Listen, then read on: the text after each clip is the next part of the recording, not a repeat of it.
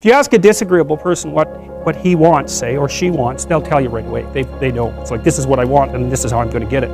But agreeable people, especially if they're really agreeable, are so agreeable that they often don't even know what they want, because they're so accustomed to living for other people and to finding out what other people want and to trying to make them comfortable and so forth, that it's harder for them to find a sense of their own desires as they move through life. And that's not, look, there's situations where that's advantageous, but it's certainly not advantageous if you're going to try to forge yourself a career. That just doesn't work at all. And so, even though on average men and women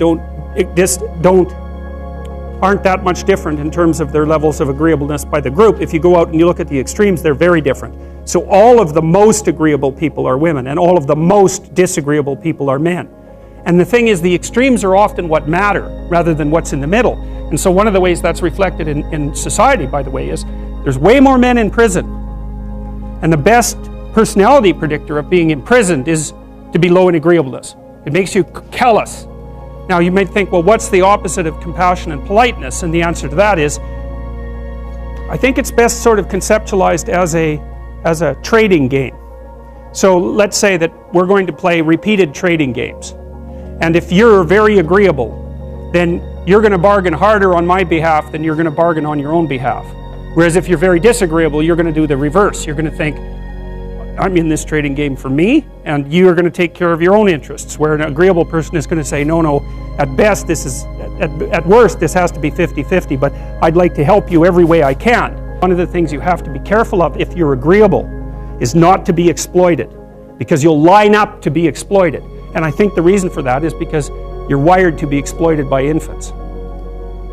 And so that just doesn't work so well in that actual world. And one of the things that happens very often in psychotherapy, people come to psychotherapy for multiple reasons, but one of them is they often come because they're too agreeable. And so what they get is so-called assertiveness training, although it's not exactly assertiveness that's being trained.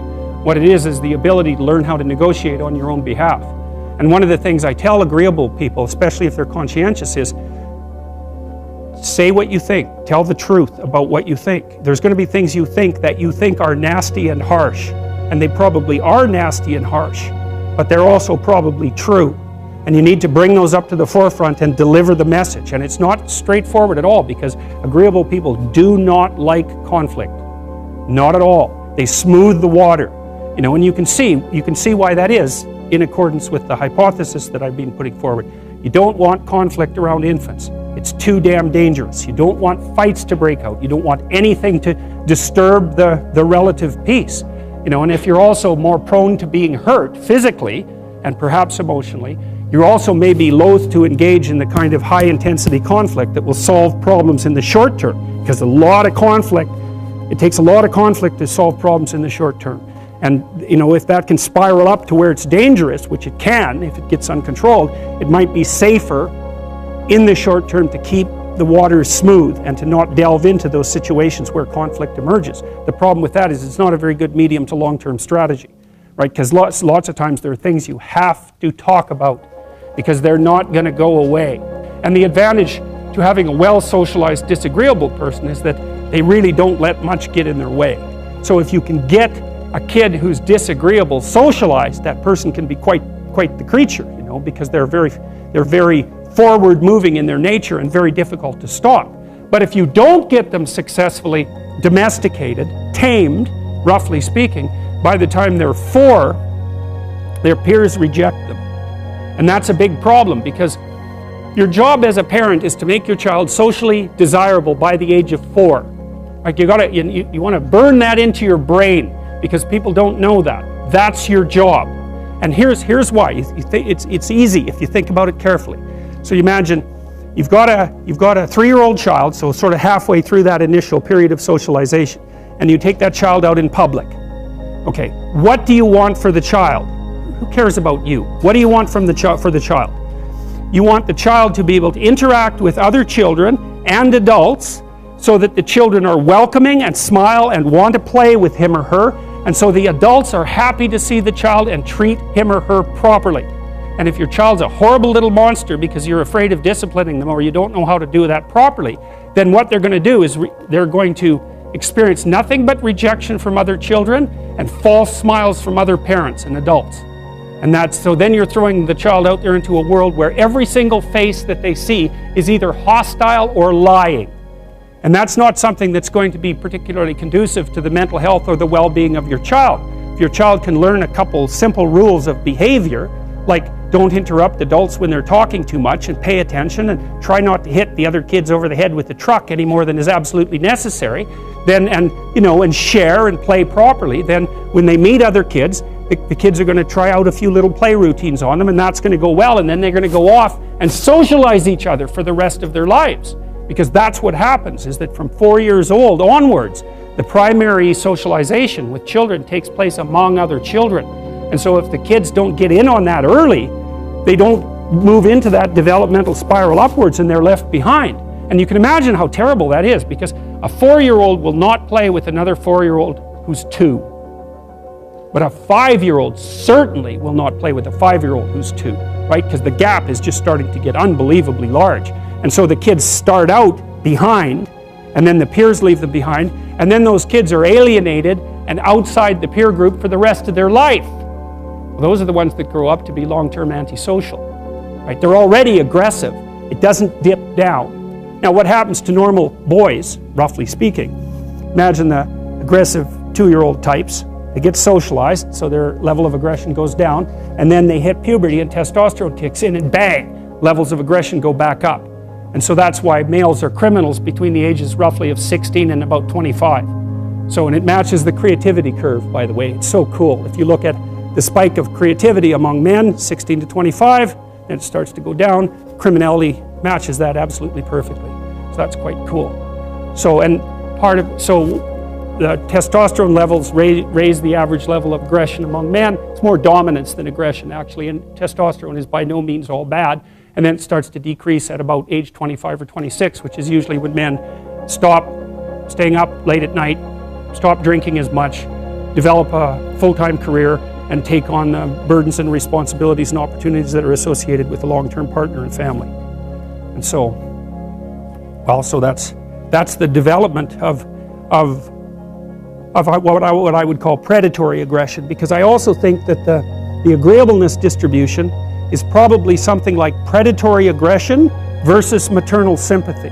It's something like that.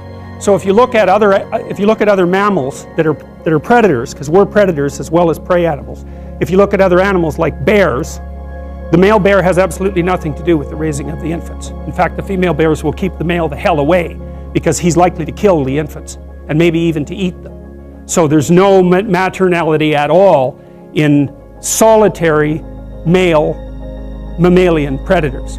It's really useful to investigate the viewpoints of people who have opposing views to yours, because they'll tell you things. Not only will they tell you things you don't know, they'll also tell you how to see the world in ways that you don't see it. And they'll also have skills that you don't have, that you could develop.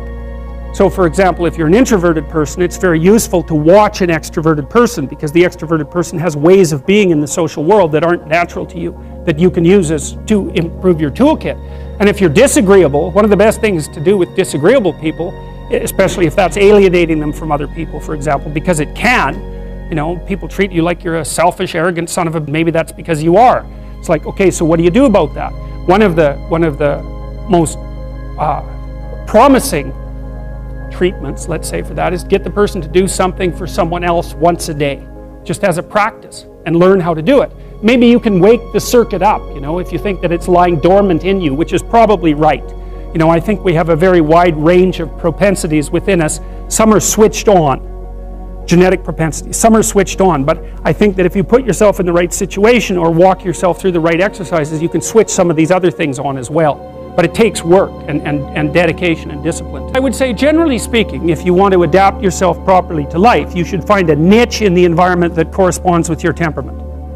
Right? You shouldn't work at cross purposes to your temperament because it's just too damn difficult. But having done that, then you should work on developing the skills and viewpoints that exist in the space opposite to your personality, because that's where you're fundamentally underdeveloped. And that way I think you can extend out your temperamental capability across a wider range. And to me, that's roughly equivalent as bringing a richer toolkit to each situation.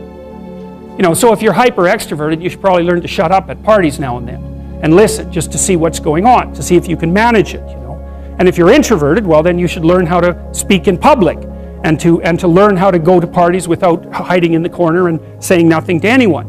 You know, and if you're agreeable, then you need to learn how to be disagreeable so people can't push you around.